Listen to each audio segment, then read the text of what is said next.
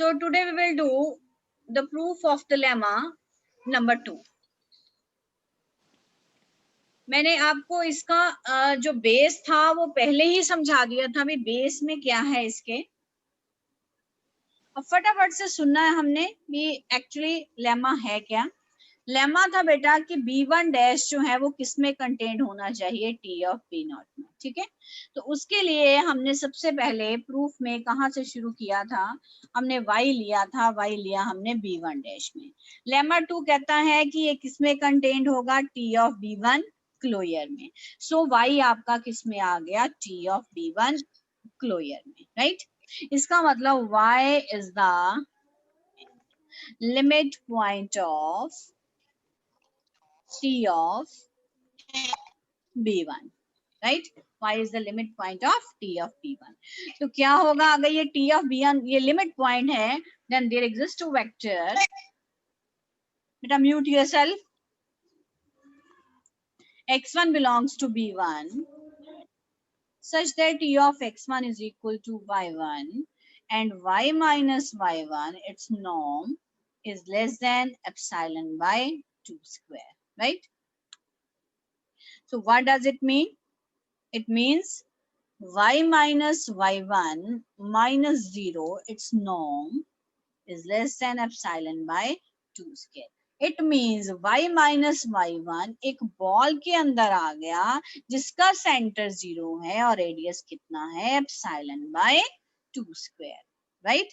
और इस बॉल का नाम है B2 डैश। सो y माइनस y1 एक बॉल में आ गया और बॉल क्या है, वो B2 डैश है। और B2 डैश किस में कंटेंट होगा, T ऑफ B2 में। क्यों होगा, दिस इज बाय लेमा 1, क्योंकि लेमा 1 इन जनरल कहता है कि every B N dash ball is contained in T of B N its closure.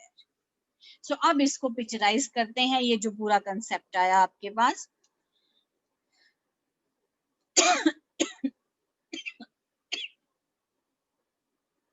This is T, this is X2Y। So सबसे पहले y जो है वो किस में आया, B1 डैश में। ये एक बॉल थी B1 डैश, इसमें कौन आया, y आया। फिर y किस में पहुंच गया, क्लोयर में पहुंच गया। ये कौन है, T of B1 it's closure. अगर क्लोयर पड़ा है तो इसका मतलब ये एक सेट भी यहाँ पे पड़ा है T ऑफ B1। अब ये इमेज है, इमेज किसकी है, B1 की, मतलब मेरा यहाँ पे एक बॉल पड़ी है B1। और अगर बॉल पड़ी है तो बॉल में आपके पास क्या पड़े हैं, पॉइंट्स पड़े हैं। तो एक पॉइंट हमने तभी लिखा, there exist vector x1 belongs to B1 और इसकी इमेज यहाँ क्या आएगी, T of x1 is equal to y1। Is it clear. और y क्या है, ये y क्या है, ये लिमिट पॉइंट है। लिमिट पॉइंट है तो इसका और इसका जो डिफरेंस है वो क्या होगा, y और y1 का जो डिफरेंस है ये होगा less than epsilon by 2 square. ठीक है जी। और इस तरह से ये जो बॉल है, कौन सी बॉल, एक ऐसी बॉल जिसका सेंटर जो है आपके पास, एक ऐसी, ये जो y माइनस y1 पॉइंट है, ये कैसी बॉल में आ गया जिसका सेंटर 0 है और रेडियस क्या है, एप्सिलॉन बाय 2 स्क्वायर। तो इसका मतलब ये वाला जो पॉइंट है वो पॉइंट किस बॉल में आ गया, B2 डैश बॉल में। किसमें आ गया, B2। अब इसको अलग से पिक्चराइज करते हैं कि y माइनस y1। अब देखो अल्टीमेटली y माइनस y1 का मतलब है डिस्टेंस कम होता जा रहा है। अब हम इसको दोबारा से पिक्चराइज करेंगे। So this is T, this is X and this is Y. अब पॉइंट वही आ गया, y माइनस y1 बॉल में आ गया। अब मेरा पॉइंट है y माइनस y1, ये किस में है, ये B2 डैश बॉल में है। This is in B2 dash ball. B2 dash ball किसके अंदर है, ये अंदर है T ऑफ B2 क्लोयर के अंदर। इसका मतलब ये कौन हो गया, ये लिमिट पॉइंट हो गया। तो अगर ये लिमिट पॉइंट है, अगर ये क्या है, लिमिट पॉइंट है, तो यहाँ पे आपके पास एक इमेज एग्जिस्ट कर रही है। ये दिस इज, इसका नाम क्या है, ये बेटा ये वाला जो है, जो क्लोज लिखा है, ये क्लोयर है। ठीक है। और ये कौन आपका आ गया, T ऑफ B2। अगर ये T ऑफ B2 है तो क्या होगा, यहाँ पे एक आपके पास बॉल कौन पड़ी है, B2। तो एक पॉइंट क्या आएगा, X2। तो उसकी इमेज आपके पास क्या आ जाएगी, Y2। Is it clear? ठीक है जी। तो अब y minus Y one limit point है, तो y माइनस वाई वन का जो डिस्टेंस है y2 के साथ वो क्या आ जाएगा? This is less than epsilon bye, this is less than epsilon bye कितना लिया हमने? 2q। Is it clear? मतलब हर बारी जो है हम छोटे से, यानी हम बॉल को छोटा करते जा रहे हैं, ठीक है। पहले b1 डैश बॉल थी, फिर b2 डैश बॉल है, इस तरह से बॉल्स चलती जा रही हैं और इधर से पॉइंट जो है वो आते जा रहे हैं इसमें से। पहले पॉइंट आपका था x1, वो b1 में से आ रहा था, यानी वो बॉल बड़ी थी आपके पास। फिर पॉइंट, फिर बॉल b2 आई, वो छोटी बॉल है, फिर x2 आया, फिर x3 आएगा, इस तरह से पॉइंट्स आते जाएंगे। और ये डिस्टेंस, तो इसको कहने का मतलब हुआ y minus Y one plus y2, its norm is less than epsilon by 2 square. So y minus Y one, y2 और y1 का जो डिस्टेंस है, सो इसका मतलब आपके पास what you have got, therefore there exists a vector, therefore there exists a vector x2 belongs to b2 such that t of x2 is equal to y2 and y2 का जो difference है किसके साथ, क्योंकि पॉइंट y2 आ गया, y minus Y one के साथ, ये बनेगा आपके पास, this is less than epsilon by 2 raise to power 3, यानी y2 plus y1 minus y, its norm is less than epsilon by 2q। It implies y2 plus y1 minus y minus 0, its norm is less than, इसका मतलब y2 plus y1 minus y point किसमें आ गया? एक ball में जिसका centre 0 है और radius कितना है? Epsilon by 2q। फिर वही बात, ये इसका नाम क्या आ जाएगा? b3 dash, right. तो y2 plus y1 minus y point किसमें आ गया? b3 डैश में, और b3 डैश किसमें कंटेन्ड है? t ऑफ b3 क्लोजर में by lemma 1. So this procedure will go on. So proceeding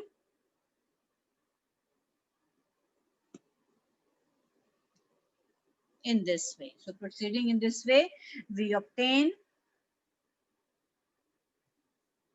a sequence xn contained in b1. So इसका मतलब x1 किस में आ रहा है? b1 में से। x2 कहाँ से आ रहा है? b2 में से। x3 कहाँ से आ रहा है? b3 में से। तो कहीं कोई x के होगा तो वो किस में से आएगा? वो bk में से आएगा, ठीक है जी। सो xn belongs to bn such that, क्या प्रॉपर्टी को सेटिस्फाई कर रहा है कि हर xn की जो इमेज है वो yn है for all n belongs to n, and norm of y1 plus y2 soon up to yn, और इनका डिफरेंस जो है वो less than epsilon by 2 raise to power n plus 1 है for all n is equal to 1 2 3 so on up to infinity, ठीक है जी। अब इसी को ही थोड़ा सा एक्सप्लेन करूंगी कि ये इसका नंबर, इसको हमने नंबर 7 पॉइंट दिया है, इसको थोड़ा सा एक्सप्लेन करूंगी। t ऑफ xn किसके बराबर है इसमें, कि ये पॉइंट आया, ठीक है। और पहले पॉइंट क्या आया कि xn किसको बिलोंग करता है? bn। So what is bn? bn ball कौन सी है? bn बॉल है sx01 by 2 raised to power n, right. अगर xn बॉल जो है वो इसमें आ रही है, इस बॉल में, तो xn और 0 का जो डिफरेंस होगा वो less then 1 by 2 raised to power, बेटा ये बुक में नहीं लिखा हुआ, उस लाइन में, उसी लाइन में के बीच में आना चाहिए, 7th पॉइंट यहाँ बनता है। तो इट इम्प्लाइज, ताकि हमें कहीं xn की वैल्यू की जरूरत पड़े तो हम इसको झट से लिख दें कि दिस इज लेस देन और equal to 1 by 2 raised to power n, ठीक है। एक ये पॉइंट आ गया। और क्या पॉइंट है कि y1 plus y2 soon up to yn, इसका डिफरेंस y के साथ क्या आ रहा है? Less than. So when n tends to infinity, तो बेटा नॉर्म, ये पूरा का पूरा नॉर्म टेंडिंग टू 0 हो गया, ये सारा इसके अंदर आएगा। जब नॉर्म टेंडिंग टू 0 हो गया, इसका मतलब ये जो y1 plus y2 soon up to yn नाम का जो एक पार्शियल सम बन रहा है सीक्वेंस का, ये किसको टेंड करेगा, ये सॉरी y को टेंड करेगा as n tends to infinity. So you can write summation k running from 1 to infinity yk is equal to y. तो एक आपका ये पॉइंट बनेगा यहां से. Clear? So this was the step number 2 that we are going for the lemma number 2. अब ये सारा का सारा आपका पॉइंट नंबर 7 में आएगा. ये सारी चीजें मिसिंग है बेटा बुक में. अब आप इसमें स्टेप नंबर 3 या जो भी आपने पहले लिखा है आप वो लिखिए. This is step number 3. So हम अब SN एक सीक्वेंस डिफाइन करेंगे, सीक्वेंस ऑफ पार्शियल सम. ये लीजिए हमने बना लिया for all n belongs to n. ये अब we claim that SN is a Cauchy sequence. ठीक है जी. और SN आप बुक में लिखा हुआ it is a partial sum of first n terms of the series. अब सीरीज कौन सी है, summation k running from 1 to infinity x के. So n greater than m करके हमने कंसीडर कर लिया SN माइनस SN. ये कंसीडर कर लिया. राइट. अब n में से m निकल गया तो कहां से समेशन शुरू होगा, m+1 से लेके m तक. ये बचेगा आपके पास. ठीक है. अगले स्टेप में हम नॉर्म अंदर ले जाएंगे. So this is equal to summation k running from m+1 to n xk its norm. Right? और ये लेस देन और इक्वल टू दिस. अभी नंबर 7 में बताया कि whatever be the length of xk it is less than 1 by 2k. So this is less than or equal to summation k running from m+1 to n, sorry m+1 to infinity. ठीक है. देखो n जा रहा था ना, यहाँ जा रहा था n. अब मैंने अगले स्टेप में लेस देन और इक्वल टू करके यहाँ पे इन्फिनिटी कर दिया. ठीक है. ये 100 का सम है, ये चलता जा रहा है सम, तो ये बड़ा होगा और इसकी जगह यहाँ आ जाएगा 1/2k बाय नंबर 7. ठीक है जी. अब इसको खोल लो सीरीज को. ये बन गई 1/2 raise to power m+1 plus 1/2 raise to power m+2. सोना आपको बेटा जब आप जीपी का फॉर्मूला लगाएंगे तो ये आपके पास बनेगी 1/2 रेज टू पावर m. अब इसको सॉल्व कर लीजिएगा. So what you have got, SN minus SM, its norm is less than 1/2 raised to power m, which is tending to 0 as m tends to infinity. So SN हो गया Cauchy. किसमें, x में. x क्या है, complete. तो point of convergence आ जाएगा. So limit n tend to infinity. SN हमने क्या ले लिया, पॉइंट ऑफ कन्वर्जेंस जो x को बिलोंग कर रहा है. तो this is our step number 3. अब आ जाएंगे हम स्टेप नंबर 4 पे. राइट. अब x0 एक सिंगल वेक्टर है x का. डेफिनेटली वो बेटा सम से क्या होगा, इतने बड़े सम से वो क्या होगा, छोटा होगा. Right. So what is the value of this? This is summation k running from 1 to infinity 1/2 raised to power k. अब ये बनेगा आपके पास 1/2 plus 1/2 square so on up to infinity. ये जीपी बन गया. जीपी सॉल्व करके आपका कितना आ जाएगा, 1. ठीक है. So it implies x0 का जो नॉर्म है वो लेस देन और इक्वल टू 1 है. इसका मतलब x0 minus 0 its norm is less then और इक्वल टू 1. मतलब x0 एक ऐसी बॉल में आ गया जिसका सेंटर 0 है, रेडियस 1 है. और आपको ये बॉल कैसे डिफाइन हुई है, इस बॉल का नाम है b0. और t ऑपरेटर है तो t ऑफ x0 किस में आ जाएगा, t ऑफ b0 में. राइट. क्योंकि t क्या है, लीनियर है. This was step number 4. अब हम करेंगे स्टेप 5.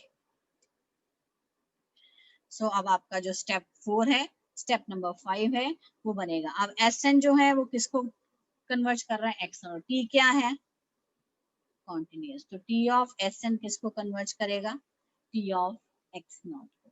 तो मतलब t of as n tends to infinity. तो t of x0 is equal to limit n tends to infinity t of SN. इस तरह से आ जाएगा. चलो अब हम SN की वैल्यू हमारे पास पड़ी है. Let us put the value summation xk k running from 1 to infinity. Put कर दिया. ठीक है. t अंदर ले जाएंगे अगले स्टेप में. तो बनेगा summation k running from 1 to sorry n था, इंफिनिटी नहीं था क्योंकि SN है ना पार्शियल सम, तो ये n तक आएगा, इंफिनिटी तक नहीं आएगा. तो this is t of xk. और t ऑफ xk की वैल्यू आपको पता है बेटा जी बाय नंबर 7 से वो कितनी है, कितनी है, दिस इज y के, क्योंकि t ऑफ xn किसके बराबर है, yn के। और आपको मैंने नंबर 7 में एक्सप्लेन किया था कि ये जो है इसकी लिमिट आपके पास कितनी आ रही है, y आ रही है। सो t ऑफ x नॉट किसके बराबर आ गया, y के बराबर आ गया, राइट। तो जब अब आपने देखना है t x नॉट किसके अंदर था, बेटा t x नॉट किसके अंदर था, b नॉट के अंदर था। t ऑफ x नॉट किसके अंदर था, b नॉट के अंदर, ठीक है।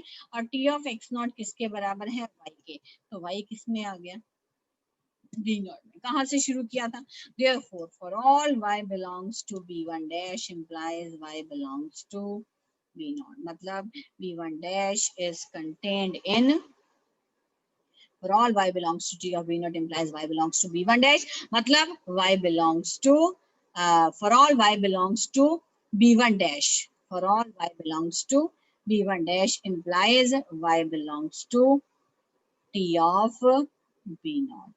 It implies b1 dash is contained in t of b naught. Hence proved. This is the lemma 2 of open mapping theorem. I hope the point is clear to all of you.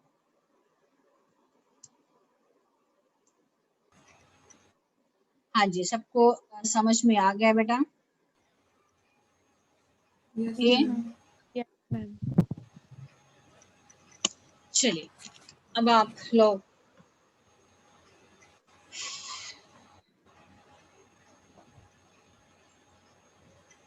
लो, अब बेटा आप लोग कितना time हुआ है, फटाफट से आप लोग जरा एक रीडिंग ले लो, ठीक है।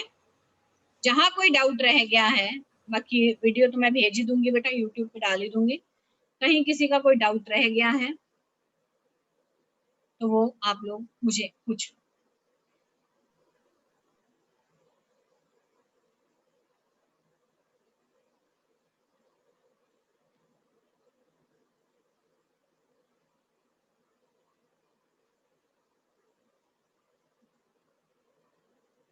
बेटा ये रेडमी नाम से किसने एंटर किया हुआ है, एक तो who is with the name Redmi, Ayesha बेटा, ये बातें बार बार नहीं कहनी मैंने रजे,